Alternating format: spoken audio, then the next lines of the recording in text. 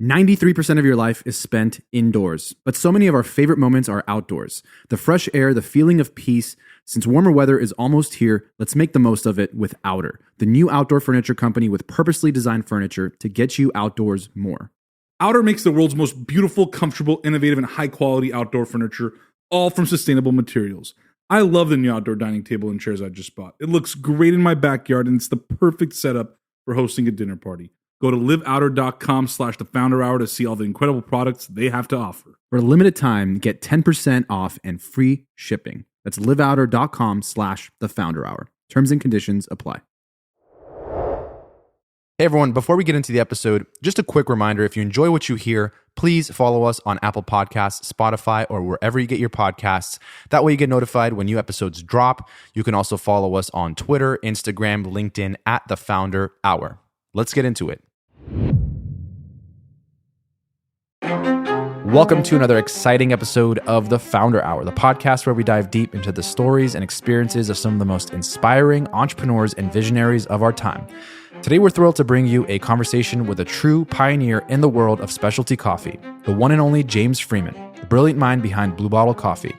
James's journey from a freelance clarinetist to founding one of the most beloved and influential coffee companies in the world is nothing short of remarkable. In this episode, we'll explore the rich blend of passion, precision, and entrepreneurial spirit that led him to revolutionize the way we think about and savor our daily cup of coffee. Tune in as James shares his insights on building a brand that values quality above all else, the challenges he's faced, the pivotal moments in his career, and the philosophy that has made Blue Bottle Coffee a household name. Whether you're a coffee connoisseur or simply fascinated by the art of entrepreneurship, this is an episode you won't want to miss. So grab your favorite brew, sit back, and join us for a captivating conversation with James Freeman.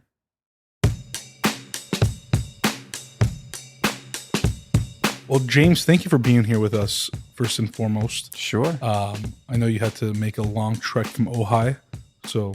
Well, I'm on the count. I'm making coffee on Wednesday, There you so go. down on There you go. Melrose. So And just full transparency, the New Orleans iced coffee is, to this day, still one of my favorite coffees ever. It's just, both at the store, in the carton, I don't discriminate. that's in nice. what package it comes in. So good work on that one. I think Thank it's a you very fan much. favorite, probably everywhere. Are you allowed to have a favorite? Sure. Nobody your can tell favorite? me I can't have a favorite. That depends on the moment. The older I get, the more deep I get in coffee, the more I like very, very simple things. Yeah. So I love an espresso.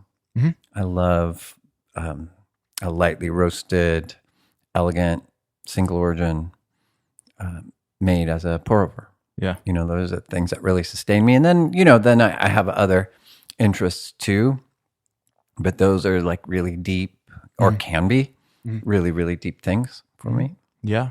So we can, kind of start from the beginning of you as a person, meaning your early days and your childhood, and then we can get into Blue Bottle. But, talk to us a little bit about like what young James was like, where you grew up, what were you into? Because I know a lot of kids aren't into coffee. There's a certain age when you get into it. Yeah, they didn't used to be. Yeah, I was raised in Humboldt County by, I don't know, absent, neglectful parents, ish. It was a very rural place. Humboldt County is like a red state and a blue state, Oklahoma by the sea. Very, very rural. And it wasn't, it didn't feel like a great fit for me. So I had this like streak of alienation that I felt. I eventually used that very, very productively. I was very interested in classical music when I was young. And, to my parents' defense, there was a lot of classical music in the house. And so, but I like took that and ran with it. And that was my abiding interest. I was a classical clarinetist from age 12 to age 35. Wow. I mean, not professionally until I got into my 20s.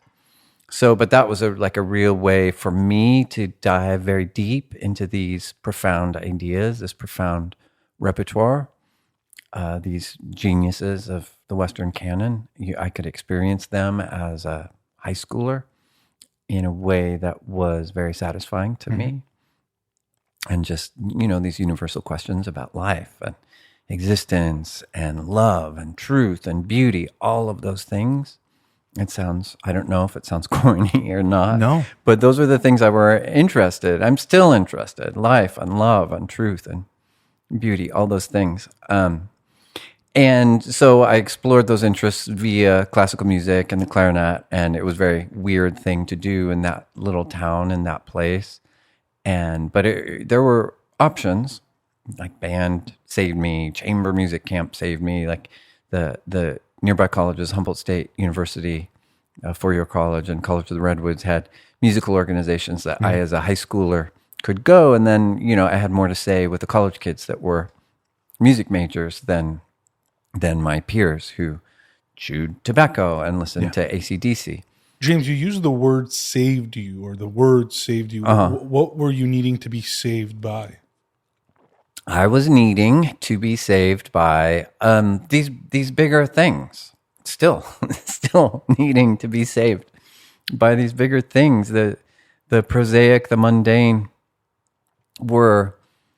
it was hard for me to live on that level of, and just existence. Like, you got to work, you got to eat, like all that kind of stuff. That's real. But I wanted to learn more.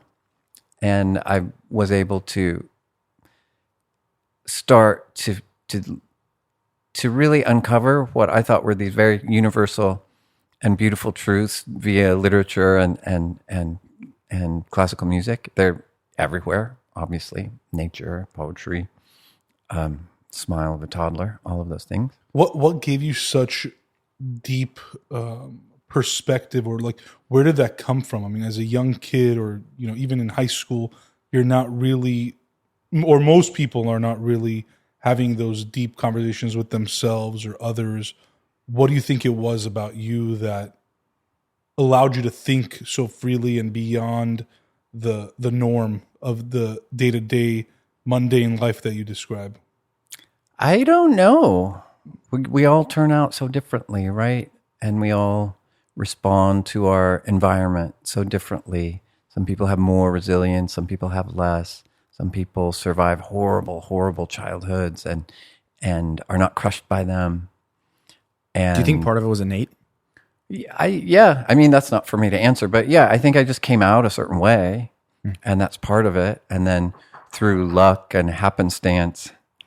Sorry. That's fine. It had to be during that DoorDash. Is it DoorDash? Delivery.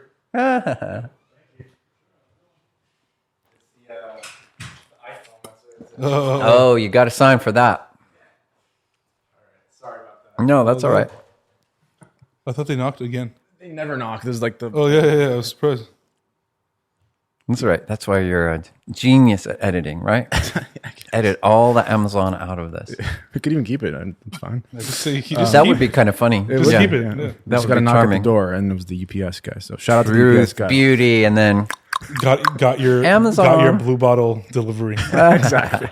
Mid podcast. Yeah. Free ad for you there, James. There you go. Sorry, you were saying. No, that's right. Yeah. I don't even remember. Yeah, we were kind of just talking about your mindset at such a young age and being so sort of not only introspective, but like thinking about these deep things that most kids probably don't think about, and wanting to experience more before you've really even experienced life at that point. Yes. You're like young, and I can relate, being at a young age, it's like you kind of see where it's going, life is going, and how people, your peers, where they're headed and where they're going. You're like, I don't know if I want that. Right. It's like I do not want something that. Yeah. different, but you don't know what that is. Right. And it's kind of a scary place to be. It's like you don't know where to look and where to turn. Yeah. And it sounds like for you turned to music and Totally. classical music. What inspired you to do that? Like, were there like classical, musicians that you love to listen to specifically and wanted to sort of emulate? Yeah, there was repertoire in my house. I remember growing up with like this Berlin Philharmonic box set of 9 Beethoven symphonies and listening to that, Beethoven 6. I still remember the first time I put that record on as I must have been 13, 14-year-old. So there was classical music in the house. It started like my parents listened to a pretty narrow band, and then some kids' rebellion is like rock and roll. My rebellion was Stravinsky and Bartok, right? So it was just seeking more of this repertoire, this idea, and it was a very I don't know, impoverished environment in terms of resources for like I think like God, my 6-year-old's on a mountain biking class. There were no AP classes. Yeah. There was football and there was basketball but that's where the mean kids were. So I didn't want any part of that. There wasn't like a very developed like college prep cohort in my high school. There were a handful of us that ended up leaving. Were you someone that seeked, external sort of stimulation from things, like meaning like you were confined to a certain environment. You were presented a certain set of options of what you could and couldn't do. Were you someone that took it upon yourself to go and seek things outside of that and see what was possible, what was available to you out in the world? I tried. I think back and it's like, well, I could have done this a little more or that. But like as soon as I learned how to drive, I was 17. I figured out like the principal clarinetist of the San Francisco Symphony was able to teach me for a summer. His name was David Breeden. He died early. It was quite tragic. Beautiful, beautiful player. And I was able to go to visit him as long as I came back on the same day. He lived in Belmont. I lived in Humboldt County, so it was about 6-hour drive. No money for a hotel, but my parents did pay him. And as long as I could drive there and back in one day, so it was close to a 20-hour day. But I studied with him, and those were very meaningful. So I was able to push where I could and get some experiences, and just being among college kids when I was in high school was very helpful because they came from different places. And James, was the goal to become a full-time career musician? Yes, that was the goal. And I did that. I patched together a career for a while. How long? Let's see, from about age 23 to 34, 10 years. Because I'm thinking, if I'm your dad, right, I'm your parent, or I'm just thinking ahead, if my kid comes and tells me, I want to be a musician, in Los Angeles, where everything costs, a lot of money. I'm going to be concerned, not because that's what they want to do, but more so because I don't know how they're going to be able to sustain themselves financially to live in an expensive state like California or a city like Los Angeles. How did your parents, if they had any sort of qualms about it, did they express that to you? Oh, there was expressing of qualms. Yes. and certainly not to give you parenting advice. All good. But if you do have a child, the way to crush their dreams is to talk about California's property taxes. So just FYI. I assume that was brought up.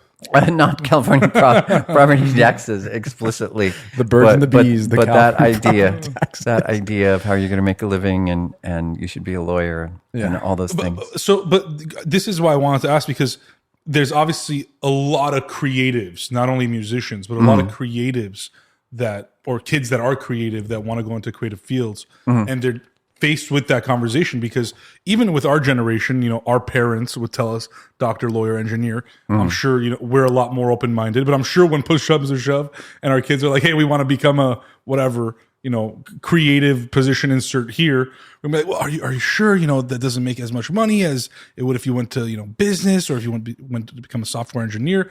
How did you face that conversation? What was your defense of what you actually wanted to do? I just wanted to do what I wanted to do, and there was a lot of conflict. They had been putting money aside.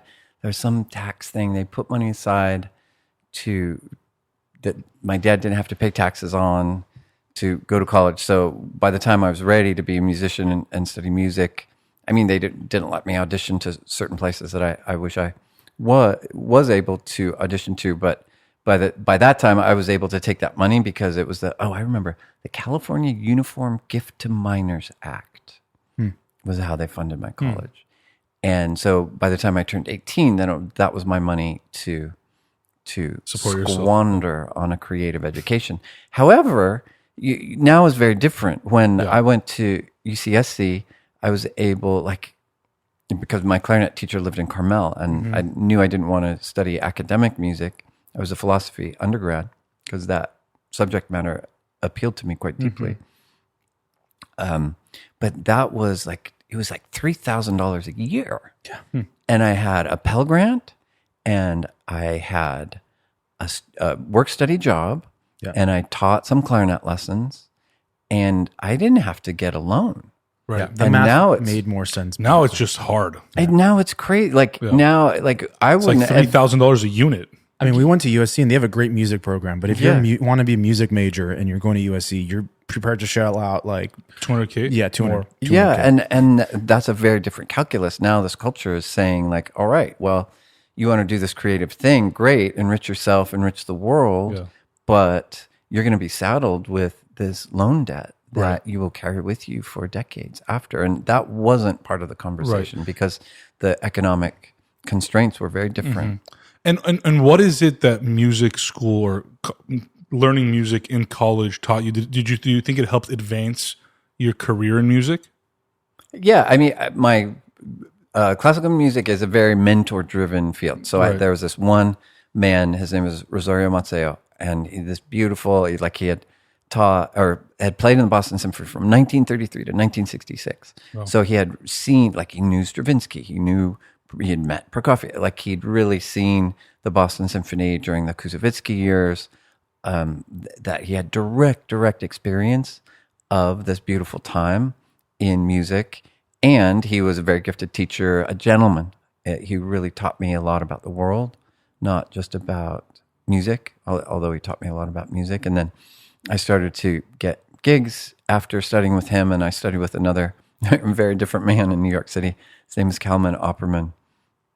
That's his last name? Yeah, Kalman was his first name, and Opperman, Opperman. Oh, Opperman. I heard Operaman. So. Oh, no, an Opperman. No, Cave, no. That would be perfect. And he had a very different viewpoint, but very beautiful approach to playing. Some of the most beautiful sounds I ever heard in my life was this 80-year-old man in this hoarder's den of an apartment in 17 West 67th Street, right off Central Park West. I can still remember those sounds. So it was very deep, and I was frustrated. I've said this in different interviews, good enough to get the jobs I didn't want and not good enough to get the jobs I did. So I finally was approaching burnout, and I had this moment of being a hobbyist in coffee and being really interested in it. And it was a really good time to be really interested in coffee. Yeah. And for context, what time period is this? That was the turn of the century. Okay. Because, reason I ask, I have friends who are musicians, classical and not, and the state of the economy matters a lot. How you feel about where you're at. When it's a good period and we're not sort of in a recessionary period, then there seems to be more jobs available. And when for example, COVID was such a polarizing thing for musicians. So hard for musicians because everything's shut down and you have no, gigs coming in. So you have to take other jobs. And so that's a really, that's a period of time when you're just really reflecting of what do I do? Do I switch careers? Right. After so many thousands of hours of such passionate engagement and so much in talent field and such deep engagement. Yeah. So turn of the century, what was the final straw that broke the camel's back? I talked about this. There's this piece by Gustav Holst called "The Planets." It's very bombastic, unsubtle piece. It's very John Williams adjacent. Yeah.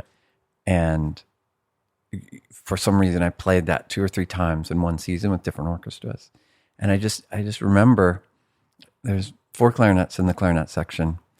And, the first clarinet has a few solos, second clarinet has a couple of duos, then clarinet 4 is bass clarinet, so that clarinet can be heard. And then I was clarinet 3, but twice in that year.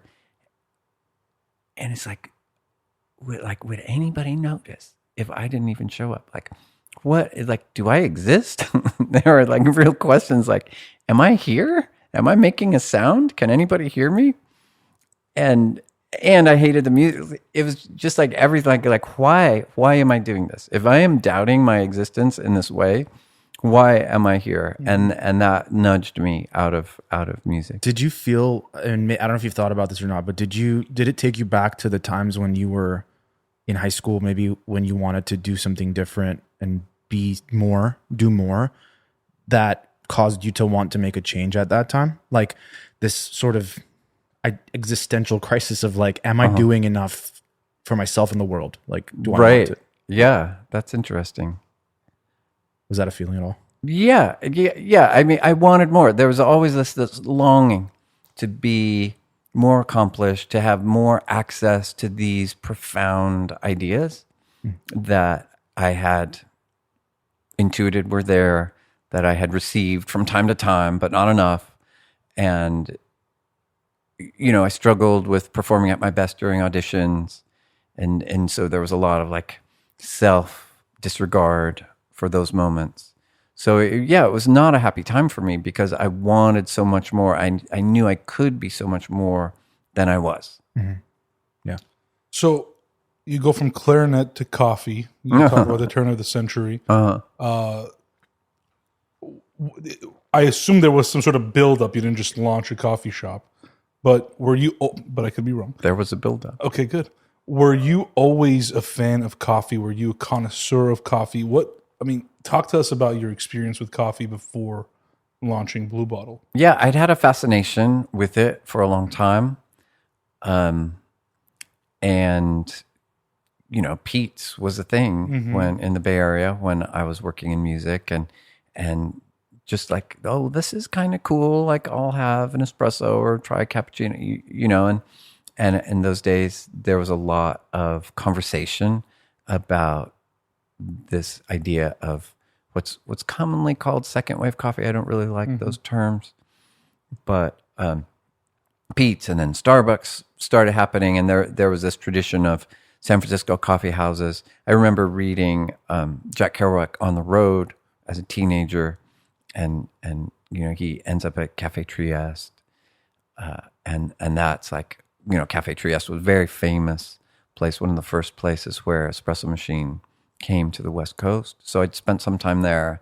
I thought that was like a cool vibe. And then I started getting into it because like as a clarinetist, that's a deep, deep nerdy groove, right? That you have to get into. And so that's how I brought my attention to the world. And so I bought this book, I think it was for sale at Pete's, about home coffee roasting by Kenneth Davids, I think. And read that, and it's like, wow, I can do it at home. I bought a perforated baking sheet. There was a broker of coffee in San Francisco in the South Bay that sold, many, many containers at a time to big coffee roasters. But there was also this like little side business they had selling pounds of unroasted beans to amateur hobby roasters. And so I bought a few pounds and like did this very crude thing in my oven. It filled my little kitchen apartment with smoke. My opera singing wife at the time was kind of mad at me. I had to do it when she was out of the apartment. And then it got really deep because I was drinking coffee in a French press and I would try the coffee day 1, day 2, day 3, day 4. I was like, oh, like after it's roasted makes a difference. And at that time, there was no place in San Francisco that you could get a roast date on a bag of coffee. And that seemed compelling. Why is this so when something is so, it seemed like a big oversight. Why can't I know when the coffee was roasted? I want to know. I want to know all about it. And then that's when it started. It's like as my disenchantment with my musical path increased, my fascination with coffee and also the opportunities behind a real like nerdy style with coffee started appealing to me. And I had no business knowledge. I have more now, a little bit. And maybe. Yeah, who knows? Who cares? Whatever. No one's grading you. Yeah, exactly. Yeah. Exactly. And it was like I go to the farmer's market, buy my potatoes, like buy the stuff, and there was prepared food, and it's like, oh, farmer's market, I know how to do that. Like you make a thing, people buy it, you give you money, like, and then you go back, you make the thing again. And so that's where the idea launched in the food world of San Francisco at that time, which was very much based on this idea of farm to table, this idea of transparency around ingredients and preparation techniques. It seemed like coffee was missed in that conversation, and I wanted to bring that conversation around coffee to the farmer's market. So you were just selling beans, like ground beans, or No, roasted not beans? ground, never ground. Yeah. Never ground. Whole beans, and then I got an espresso cart. And that's like once the cart hit and people could drink the drinks, and that was another place of like deep nerdiness for me, then we were off. And yeah, at the time, not a lot of people knew a lot about coffee. So I used to say, on the island of the blind, the one-eyed man is king, right? Yeah. And that was me. Just to kind of paint the picture of what was going through your head at the time, you said 34, right? Yeah. Oftentimes by 34, people have sort of built a certain lifestyle that makes it really difficult to take the risk of just stopping whatever you're doing at the time and starting a business, right? Because from day one, you have zero revenue, but hopefully you can get to a place of revenue as soon as possible. Enough to like sustain at least at the minimum, the lifestyle you had before sometimes takes a bit of time, and it can be a really scary place to be. Right. So in your head, like, were you someone that at the time felt I have nothing to lose? And yes, okay. There were no golden handcuffs, right? Yeah. I was living in kind of a chancy apartment in the Mission, and I didn't have very much money. There was some savings, and it's like, what am I going to lose? Like, did you have kids at the time? No kids. That came. Blue Bottle is 1 year older than my oldest child. Yeah. So you just felt like now's the time. I need to take a leap and figure it out. Yeah, there was no sense. Oh, how am I am I going to lose my club membership or my lease on my Porsche? It's like that wasn't part of my life. Yeah, I guess that's almost better. Yeah, it's totally better. Yeah, there's no hindrances, no anything to be like, well, but that could happen. Yeah, but was your wife in favor of you launching this business? She was, I think, somewhat supportive, and yeah, we parted about a year or two into the business. So starting business is very hard on a relationship. Yeah. Relationships are hard. There's that. So yeah, and then but with a new baby, new business, that relationship did not surprise. Yeah, she was not opposed to it. I have to say, in her credit. I'm curious. You talk about the beans, selling the beans, starting the cart. Was there an intent to start a business? Like, was this the? Well, yeah. Yeah, I mean, but what was the idea of what you were doing would be? What was the extent of the idea at that moment in time? Like, how far ahead were you looking? Oh, not very far ahead. Yeah, I was looking to the next farmer's market. Sure, and I was looking to pay my bills, and my bills were very low.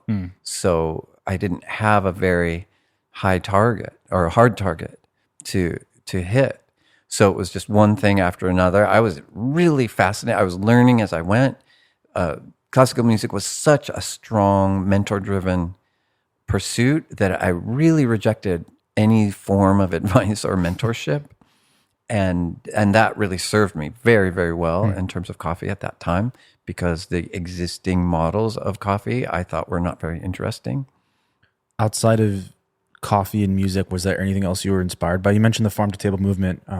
We've had Alice Waters on the show. I know nice. She's big in that. Yeah, she's such an inspiration up north there. But yeah, were there other industries that you sort of looked to as inspiration? Yeah, chefs, the food industry. That was definitely. I felt like I was more part of a culinary tradition than a coffee tradition, and as I started in Blue Bottle, those were the people that connected with Blue Bottle Coffee first were the chefs in San Francisco.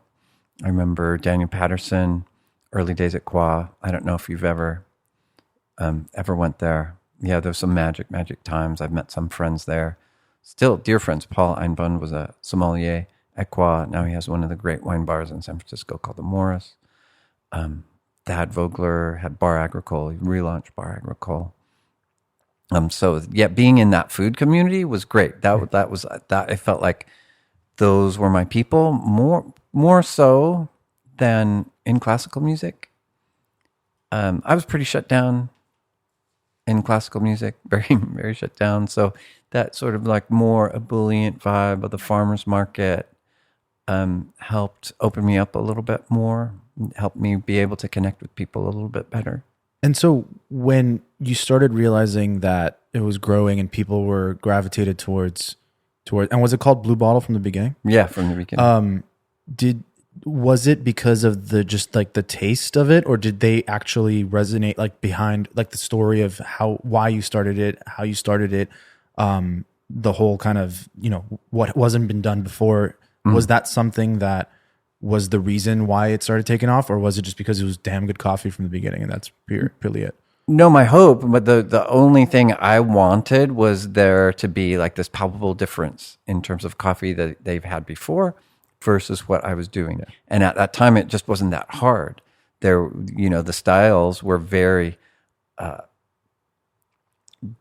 not very diverse. There was Pete, Starbucks, Tully's, and then there were these more traditional cafes that, you know, everything like French roast and like bottles of Toroni syrups and ratty couches and a bunch of like messy like for rent signs and on a bulletin board and it's like I didn't like any of that. I didn't want that. We hadn't quite hit the third wave yet. No. Yeah, your concept is more clean, simple. Everything's kind of just you know what you're getting. Hopefully, yeah. That was very much my desire, was to clear out all the clutter and to make a variety of tastes, a small variety of tastes that had a real point of view behind them, that were based in my convictions and not any form of inquiry into what a customer might want. Mm-hmm. What was an early challenge you had to deal with, call it maybe in the first 6 to 12 months of the business, that surprised you, that you didn't necessarily know how to deal with? Those first few months, so funny. So indelible. It's like a tattoo. Well, let's start with the New Orleans. The story behind the New Orleans style iced coffee was I had gotten a place for my espresso cart at the Tuesday Berkeley Farmers Market, a very charming farmers market that I had a lot of affection for. And it's spring and it gets warmer, and all of a sudden people want iced lattes, right? And I think an iced latte is a compromised drink. I think, you know, when hot espresso hits cold ice, it's like, it's a little bit sad. Right. And where did before we keep going up, where did iced lattes come from? I don't know. Was that like a Starbucks thing? I don't think so. I'm not going to say hell.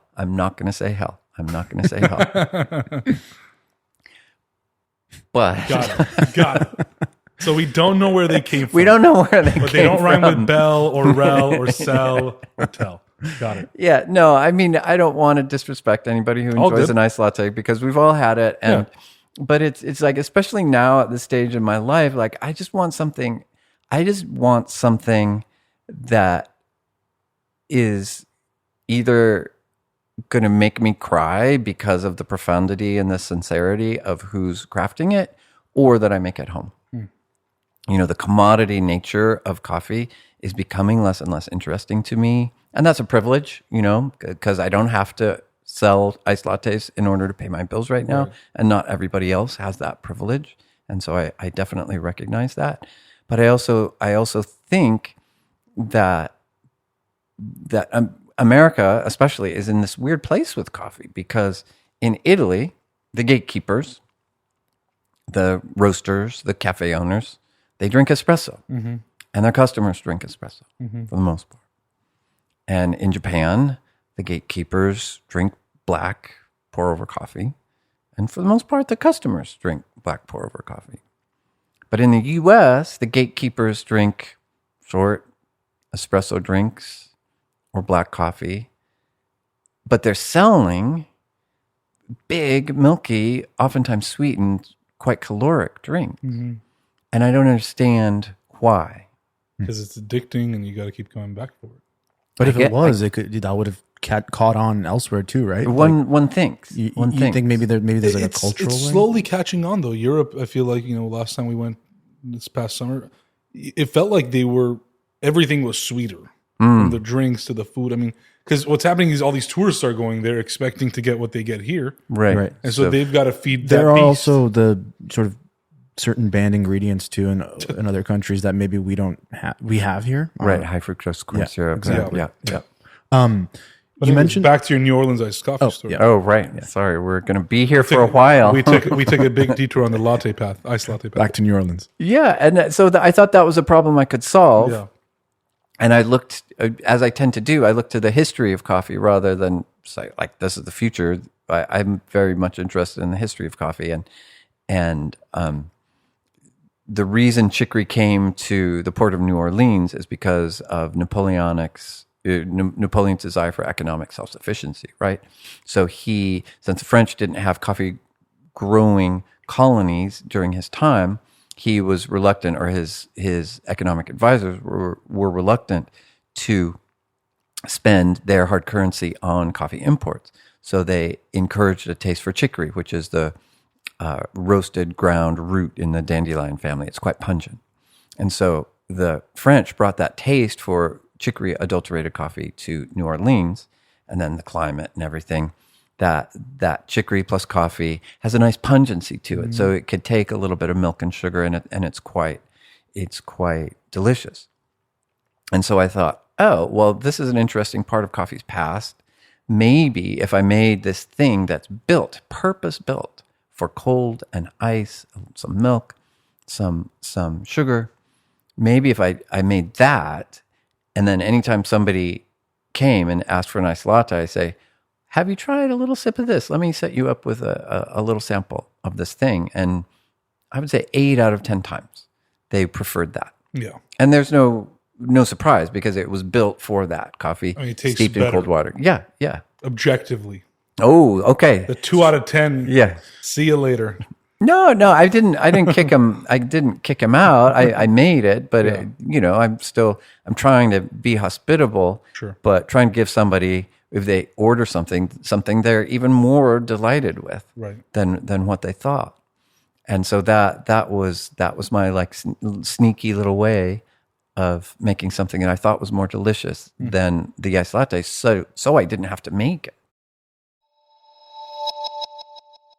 The biggest fortunes aren't made on Wall Street. They're made way before startups hit the stock market. Consider Mike Walsh, a name just like any of ours who invested $5,000 into Uber. And that investment money, it grew to a staggering $24,827,400. Such opportunities were once behind closed doors, reserved for those with connections and vast fortunes. But that's no more. Start Engine is tearing down those exclusivity walls and making startup investments accessible to you and me. With Howard Marks, co-founder of the gaming giant Activision, at the helm, Start Engine and its 1.7 million users have fueled startups with over $1.1 billion. This is no longer just an investment platform, but an investing revolution. And it gets better. They're inviting you to be a part of their journey. With just $500, you can join their live fundraising round and own shares of this revolutionary company. Click the link in the episode description and jump on board before their investment round wraps up. Earlier, you mentioned something about the commoditization of coffee, and I'm curious what you mentioned over time, having learned a little bit about business and sort of certain things about how business works. I guess oftentimes, Seamy underbelly. Oftentimes, competition or the thought of competition it deters people from starting a business because you're sort of entering an industry where there are so many incumbents. In your case, the Starbucks, the Pete's, the waves, or the waves of like coffee are things that you don't know what's coming yet. And I'm curious, maybe naivete helps in these. It's so right. helps. It helps Yeah. when you're not thinking that far ahead. But what have you learned about competition and entering a market that might have very strong incumbents at the time, but there's no saying where things are going, and oftentimes we've seen new entrants, innovate and dominate eventually. So I'm just curious if you have any thoughts on that. I mean, I think a lot of people are really looking for a personal expression. I think having something that's deeply personal is felt and appreciated. And so that's what people told me. It's like, why are you doing this when it's so saturated? I love that kind of liquid metaphor. And, I just want to do what I want to do. And it was a very good time. In retrospect, it was a very good time to start a cafe now, given rents and labor and all that is very, very hard. I don't know what would have happened had I started this thing now. Fortunately, I'll never know. But at that time, people were really wanting that new expression of different tastes, different ways of making coffee, simplicity, purity, no sizes, no flavors. All of that was this absence of the things that they had seen before and thought they wanted was very appealing to a lot of guests. Not everybody, but a lot of guests. Yeah. So what happens? You're at one farmer's market. Do you keep expanding to other farmers markets until you have a brick and mortar location, like a physical? Basically, yeah. I sort of went. There's a beautiful collection of farmers markets in the Bay Area, and it's sort of like off Broadway, and then you get closer, and the big show at those times still was the Saturday Ferry Plaza Farmers Market, and so I did Old Oakland. I did the ones I could get into. Old Oakland was first. And I will always appreciate that because it gave me my first opportunity. And then Berkeley Tuesday, and then Berkeley Saturday, and then I got into Ferry Plaza Saturday, and that was a beautiful community of artisans there, the best farmers, big crowds of people. It was before Instagram and Twitter, so if people want to know what was going on in food in the Bay Area, they came to the Saturday market. So a lot of journalists, a lot of food professionals from out of town. Did being in that environment, like sort of the tech hub of like so many companies started out of San Francisco at that time, did that help? I think it did later. It did with investors and like that business part when the money started sort of flowing. I think our location definitely helped. And James, was this just you at the time? Basically, yeah. Me and a couple of people that I would hire hourly. That went on until from 2002 to 2005. And then 2005, we opened this little kiosk in San Francisco in a garage on an alleyway in Hayes Valley on Linden Street. Yep, I've been to that one. It's charming. It is. Were you roasting these beans at home still? No. I opened a space about the size of your living room, and the ceiling heights were not quite as generous. Yeah. And I had a little 5-pound roaster made in Sandpoint, Idaho by Diedrich Manufacturing. That's where I started. Shout out to Diedrich, man.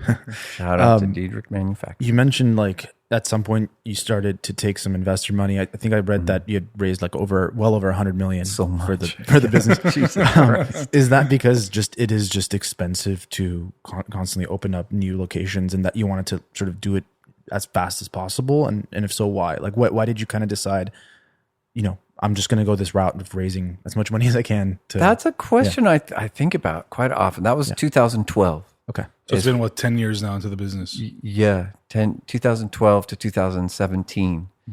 And if you look back, like the cost of money during those times, the enthusiasm of investors was maybe at a time, like, will that time ever come again? They were just throwing it at you. You get a check and you get a check and you get... Yeah, that guy from WeWork, Adam. Yeah, Adam Newman. A very, very, I spent 90 terrifying minutes with him one time. And, like he says a few words to Masahiro Son, and he's like, he gets a check for $5 billion. Yeah. It's crazy. Who's dumber? Him as Adam Newman or SoftBank? You don't even know at that point. If you have to ask that question. And they're both dumb. Probably judging by SoftBank's track record there, but Scammer hour. yeah, but yeah, in your experience, do you in retrospect, like you feel like it helped? To be there. I mean, I had been very lucky in being able to build the cafes that I saw in my head. Yeah. And those were the cafes that I wanted to go to. I wasn't concerned about what people told me that coffee consumers wanted. I wasn't concerned about what seemed practical. I wasn't concerned about what seemed efficient.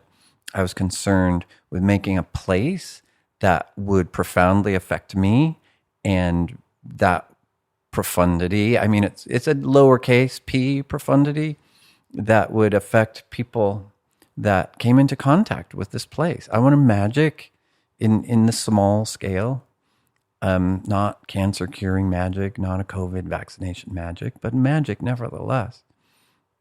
I was used to tremendously high stakes as a musician. You know, like you miss one note and you lose the audition, you know, like, or just like so much dysmorphia, such self-image, like you make a mistake in a performance that nobody hears, and I'm tormenting myself for weeks afterwards. Right. And so coffee was different. It's like I could do something beautiful, or it's like, I don't like the looks of that espresso. I'm going to pull that for you again. And like people are delighted, right? Low stakes. Mm-hmm. And so I was lucky. I made these really interesting places that were quirky and personal, and people flocked to them. What inspired the aesthetic behind it? It's because it's very, again, like I said, white walls for the most part. I think simple. Benjamin Moore Dovewing 960. That was my favorite white for a long time. Light wood, you know, throughout. Is that a Pantone color? No, it's a Benjamin Moore paint chip color. Oh, got it. Okay. Yeah, you know, it's very minimal, right? You know, you just. What were you inspired by at the time? Well, people use that word minimalism, and I always kind of push back against that, because what I wanted was, at the time, you know, I haven't built cafes for Blue Bottle, with the exception of this little place on Melrose, for 6 years. Mm-hmm. But at the time, I was really focused on what I called the primary experience. The primary experience at that time was a really delicious coffee made by a very hospitable coffee professional. That's it. Easy. And so Nora Jones CDs and breath mints by the POS distract from that primary experience. You know, a bunch of different sizes and different drinks, like that distracts from the primary experience. All the pastries, Yeah, I mean, pastries are great. I love pastries. My wife, Caitlin, was the first pastry chef for Blue Bottle. She made beautiful things that went very, very well with coffee. And I had a certain amount of pride that we made our own pastries. Mm-hmm. That was the ethic of the farmer's market. You make what you sell, right? And so that's what I think is a little sad departure from the specialty coffee in the United States. Very few people make what they sell. Like the pastry case is sort of slightly more sad here, slightly less sad here, but it's always made by somebody somewhere else, or quite often. But yeah, I didn't want to distract from this thing I called the primary experience, and sort of a lot of things on the wall, or a lot of distractions, like even like tile. Like I didn't want patterns. For a long time, I didn't even wear any patterns, except on a tie. I busted loose on a few plaid ties. So it was very much about focus. What do I want people to notice? And I want them to notice those two things, or that one thing, those two principles. And everything else was chatter. And I got it out of the way. So for a long time, it was deeply satisfying to have not so much minimal, but pure. Did you want people to hang out at the cafes, or you wanted them to just order and leave? I wanted a great 5 minutes, great 10 minutes. I wanted them, I was hoping to make a place that was appealing enough to order for here, but I didn't like outlets, or the concept of Wi-Fi and computers and something like that was very troubling to me. And so I didn't want that. And I just want 10 beautiful minutes. I didn't want 3, Right. And people were receptive to it, obviously. not everybody. You should have read our early Yelp reviews. But many people were. What was your favorite review? No, I remember once, not a particular, I remember right after the kiosk opened, I saw Yelp and I was so naive. Somebody wrote about a cup that was 16 ounces and it's like, wait a minute, that's factually incorrect. Our biggest cup is 12 ounces. And then I remember Jeremy himself, the founder of Yelp, calls me. Is that Toppelman? Stoppelman. Yeah, that's right. He calls me up. He's trying to sell me on whatever, Ads. some business membership or something. And I was like, all right, well, let's talk because there's some factual things that these reviews have gotten wrong. And he's like, oh, we can't fix that. Those are reviewers. And I was so naive. It's like, what? How can that be? But they're wrong. Yeah. They're wrong. You're letting something incorrect remain on the internet. How is that possible, Jeremy? I hope you don't have a Twitter now. No, I don't. Or I do. It's long disused. I still, post pictures of pretty things on Instagram. But yeah, so he didn't get a customer that day, and I didn't get the incorrect facts fixed. So we are at a détente, I think. What's the lesson learned there? The lesson learned is, for me, it's just rise above, right? You can be where I grew up. People used to say sometimes, if you wrestle a pig, you both get dirty, but the pig enjoys it. Mm-hmm. So, just don't go there. Don't you're lying. It's 12 ounces. Yeah, what does that do for you? Nothing. Yeah, exactly. Nothing. Yeah. So I think it was it a few years ago when the company was acquired? Well, not fully acquired, but it was a majority stake by Nestle. Yeah, it's fully acquired now. Now. It was October of 2017. They bought the majority stake. 17. Okay. Yeah. And you were still CEO at the time? No, I was. By that time, I had recently gone from CEO to what was the term of art? Chief Product Officer. Okay. I was called that. You had hired a CEO. Ish. His name was Brian Meehan. He came in as lead investor in 2012, and he put together the first roster of glamorous internet celebrities to do the first round of funding, and he was very astute in getting these funding rounds and selling people on this dream of Blue Bottle Coffee and its potential.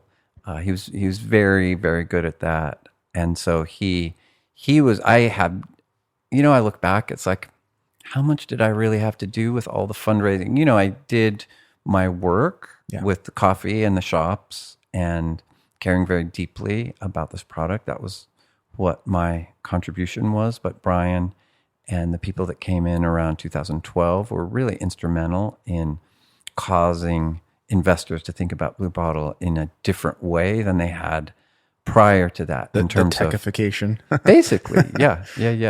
And very gifted in that. And what was the sort of the reason why?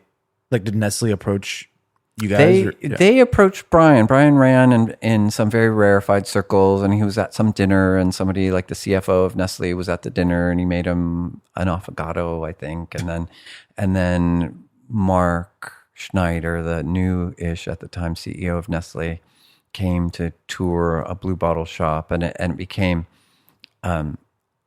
sort of clear to Nestle that they didn't really have a retail presence. They had Nespresso stores, but they didn't really have a traditional cafe retail presence in North America. And so that's where Nestle was able to see the value in Blue Bottle. And also, I thought I remember this, but you guys had also launched, I don't remember if it was 2012, it might have been, your products in store, right? The carton. CPG. The carton ones. Oh, yeah. Right, yeah, the CPG. We worked hard. I worked very hard on the carton. So that's what I was going to ask you about. So as the chief product officer, what was, or whatever, CEO, whatever the acronym is at this point. Yeah. What was your role? What was your focus? What did innovation look like at Blue Bottle?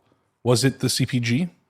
Yeah, it was all of it. I had like crazy ideas, and some of them worked. And the carton was totally my idea. I was in a plane. I remember when Virgin America was you guys are pretty young. No, right? yeah. When it was really fun. Yeah. And it just felt like you weren't in some dowdy place. Yeah, I remember even the seatbelt video. It was genius. Like you could write a dissertation on the seatbelt video. They got acquired by Alaska, right? Yeah. But that was when Sir Richard was still at the helm, exactly. right? Yeah. And it was fun. And I remember you could like order from your seat. And I was like really needed coffee. And all they had was like a canned iced cappuccino from Ely. Yeah. Yeah. It was a horrible. And that was another like good timing. Like at the time, there was a small range of CPG coffee products. And the range was basically from terrible to horrible. Mm-hmm. That was what you got. And so I was like, well, why is that? Is there a systemic reason? And, there are a lot of difficulties. We figured out how to do it with very pure milk, not overcooking the coffee, finding like a really hard to find source of organic chicory in scale. We did. Because it was originally just the New Orleans iced coffee, right? Yeah, that was it. Organic sugar, Clover organic milk. It was done at the Clover Dairy through their cold chain. Mm-hmm. And it was fun because when it came out, it's like, this is so good. This is the best one. And then I learned that CPG is brutal. Yeah. Getting things in. And I thought, woohoo, job done. We have the best one. Like everything's going to be great. And then it's not. And then it's like, oh, Whole Foods wants 45%. And then like all these people want 180-day shelf, like all of this stuff. It was once again naivete that allowed me to come up with a drink with my team that was so delicious. But at that point, you're so far along where I'm sure you had people around you that were more business minded. Yeah. Like had, maybe MBAs or things like that. And just in terms of the running the stores, tune out that noise and everything. There were people that were very gifted, like very transparent, no funny business in terms of the paying bills or anything. Like it was very scrupulous. Mm-hmm. Crew. But how did you navigate like being a creative and having all these wild ideas at that level? Sometimes might be hard to get across the table. It was hard. How did you navigate those? That started to get very hard. And I think back and I was kind of a dick a lot. I acted out. I shut down. With your people? Yeah. I have my coffee people, the people that I connected with, the people that I did not feel alienated by. That were just like liberal arts majors that got super into coffee and we would cup coffee and we cared about coffee. And the fact that we were on this rocket ship was not the most important thing. It was fun. It was exciting, but it was not the most important thing. It wasn't why we were there. And then there was this infusion of people that needed to be there because it was a growing business and it was a moment and it felt good to kind of capitalize on that moment to see what happens.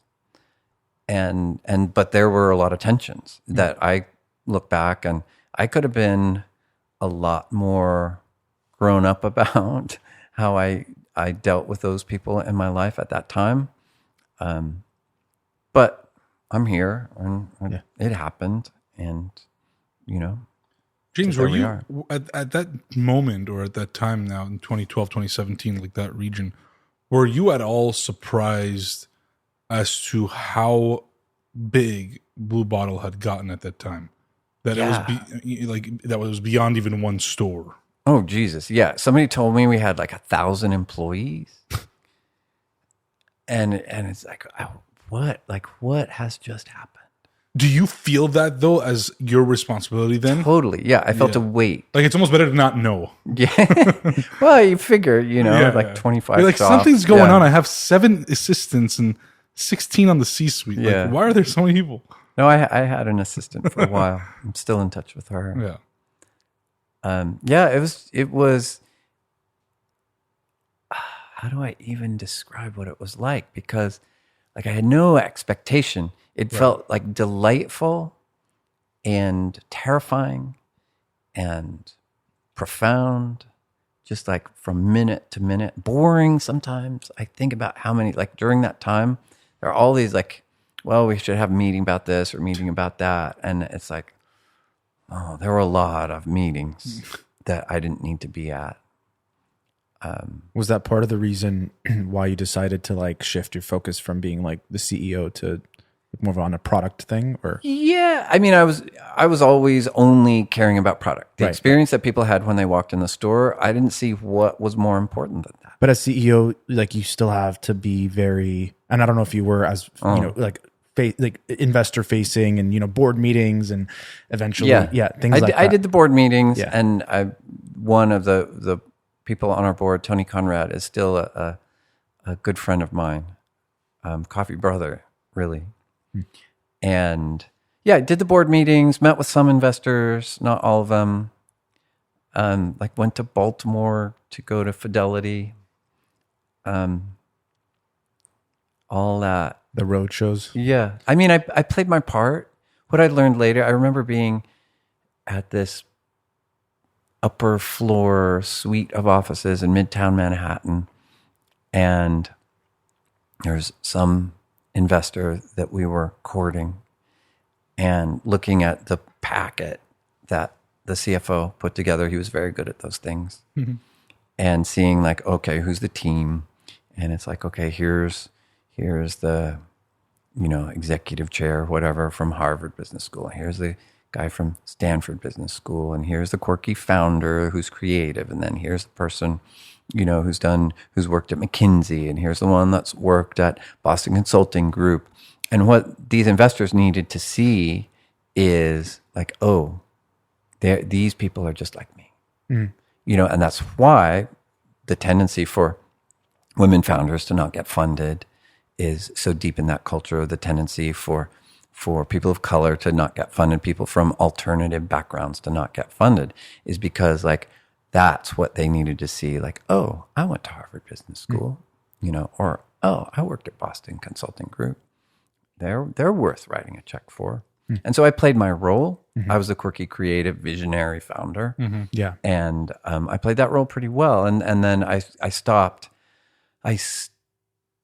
Kind of stopped realizing that it was a role, I think. Did you ever feel like you did when you were in the orchestra and that your voice was no longer heard? Yeah, that's so good. You're so good. Yes, that's exactly how I felt towards the end. I'm just pissed about it. Yeah. Mad at the world that had given me so many gifts. How do you be mad at the world? Mm-hmm. To have been on this rocket ship ride, to have like not have to worry about paying your bills. Like I think about like, why was I so pissed off? Right. I had so much. Yeah. I think I had read something about how you had been inspired by Japanese culture or something related to Japanese culture. Yeah. What's the story there? Like, okay. Yeah. I know we're going a little bit back here, but I'm just kind of curious, in terms of like external influences and how understanding different cultures can help when it comes to identifying opportunities in business and things like that. Yeah. I had gone to Japan as a musician when I was 19 years old, and that was like the first time I left the country, and it made a huge, huge impression on me. And it's, this is how nerdy it was. Also the first time I got drunk. Okay. And then I came back. I had I say I was resistant to mentors, but I can call him my Japanese coffee mentor, a gentleman. His name is Jay Igami, and he worked for UCC Coffee, a big coffee company, and basically his job in the U.S. was to sell canned Japanese coffee to Asian grocery stores. But he's deep in coffee. And he came to my little roaster and started, talking to me and give me like UCC swag. But he learned, those swan neck kettles that everybody makes pour overs. Mm-hmm. He literally, at the time I was making individual coffees with steaming pitchers, hot water and steaming pitchers, very crude. And he said, well, in Japan we have these kettles. And, aren't they pretty? And I saw, it's like, oh, that's beautiful. I want to try that. So he literally imported the first pouring kettles from Hario to us in 2000. It must have been 2005. Not a lot of people know about Jay and how influential he is in this type of coffee. So I just got more and more interested. He was saying, well, in Japan, we weigh the coffee and we weigh the water, and 1 milliliter equals 1 gram. Isn't that convenient? And then we can express what we're doing as a ratio. A wider ratio is 15 to 1, and tighter brewing ratio is 10 to 1. And it's like, Jay, that sounds so hard. And then it's like, oh, I'm going to try that. And and now that's just how coffee works in a cafe. And we started doing that, and must have been 2006, 7, 8, measuring things more. And so I was fascinated by Japanese coffee, and I had opened Mint Plaza, the shop on Mint Plaza in San Francisco, in 2008, January 23rd, 2008. It was in the New York Times food section. And I had gotten like all the coolest stuff from Jay, these siphon, like big gigantic siphons and slow drippers. It blew people's minds. They'd never seen it before. It was in the New York Times. And then a few months later, I went to Japan for the first time since I was 19. And Jay took me around to all these traditional, really dowdy places called keiseten. I mean dowdy externally. Yeah. They're very deep places. These are for me. Tea houses. Yeah. Yeah. Only they serve coffee, pour over coffee. Yeah. And I remember very rarely do we get the privilege of knowing that our life has changed the moment that is changing. Yeah. I remember in October of 2008, sitting at the bar of Cafe Hato after going to several keiseten with Jay and seeing the master pour, this, I call it like the pearl necklace, like little connected drops of water so masterfully. Such beautiful technique, such effortless, quiet virtuosity. And, I'd been in the New York Times. Like, I had lines out the door to my 2 cafes. I thought it was pretty good. And I thought I was, like, getting close to the top of the mountain. And then I go to that place, and it's like, oh, this is base camp, right?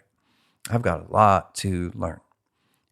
And so that moment really caused me to dig much deeper into Japanese coffee culture.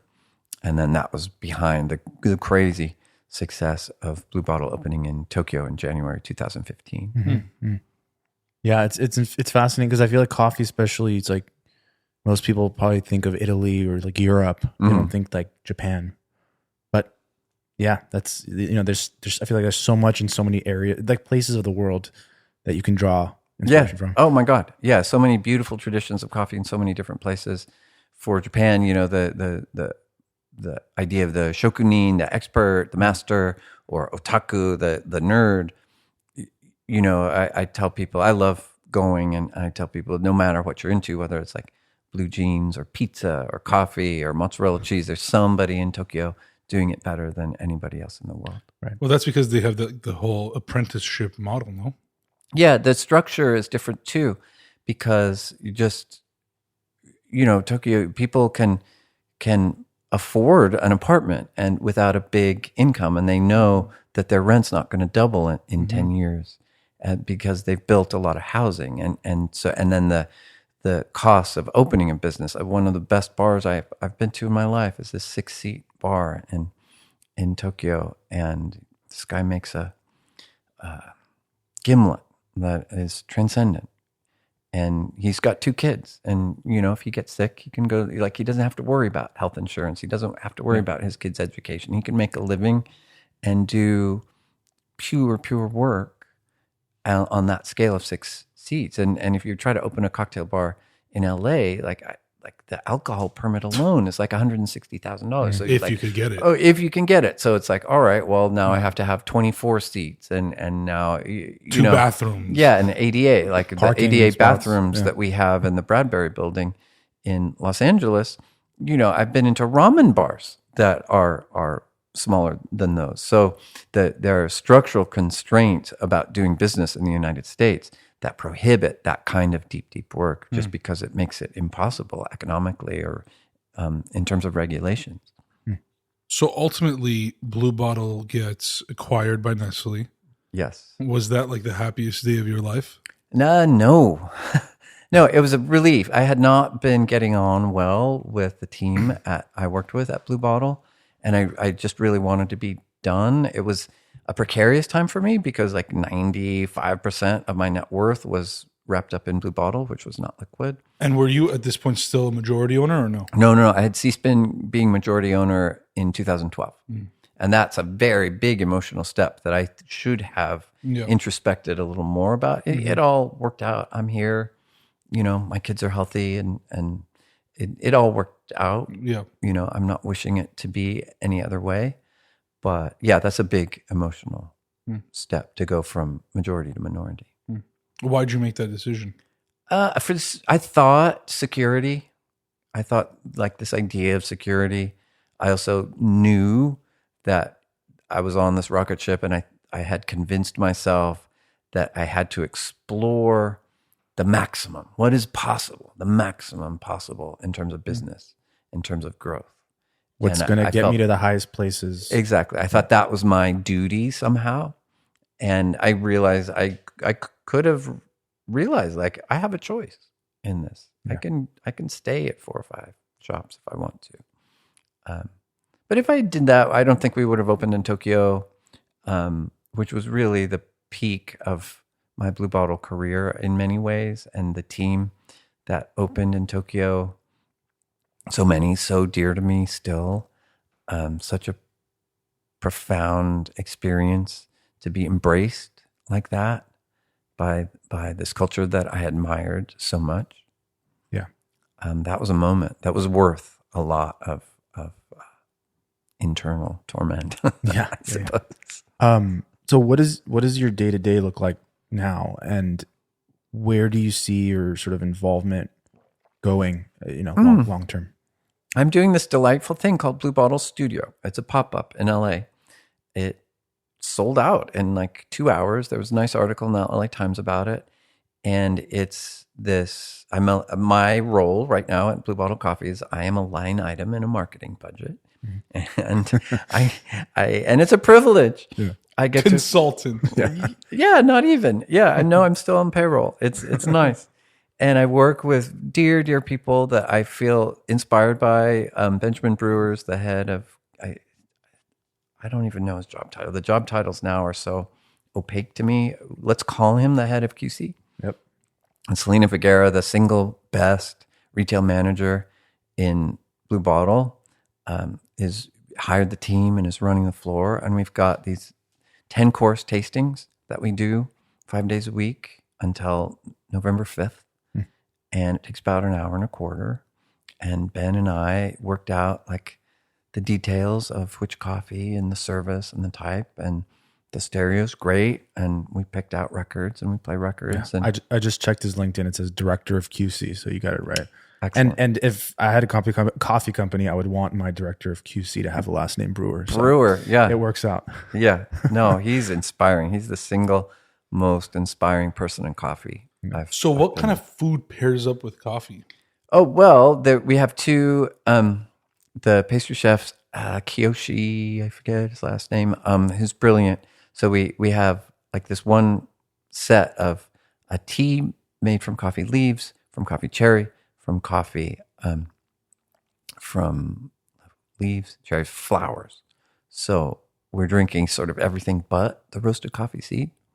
I like to think like if I could figure out how to make the dirt the coffee grows in good to drink in the sky. So like Starbucks? Oh, sorry. Zing! Anyway, sometimes it just comes out. No. I was getting a little poetic there. Yeah. Reel me back in. And so we have this one course that's a yuzu pate de fruits on a candy shiso leaf. You said yuzu sold me already. Yeah, it's so good.